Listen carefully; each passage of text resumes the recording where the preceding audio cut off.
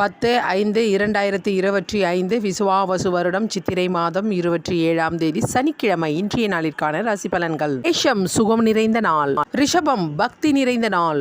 மிதுனம் ஓய்வு உண்டாகும். கடகம் பரிவு நிறைந்த நாள். கும்பம் பிரிதி உண்டாகும். பிரிதி என்பது சந்தோஷம், இன்பம், மகிழ்ச்சி அனைத்தையும் குறிக்கும். கன்னி நட்பு நிறைந்த நாள். துலாம் நன்மை உண்டாகும். விருச்சகம் செலவுகளை கட்டுப்படுத்தும் நாள். தனுசு பெற்றோரின் ஆதரவு உண்டு.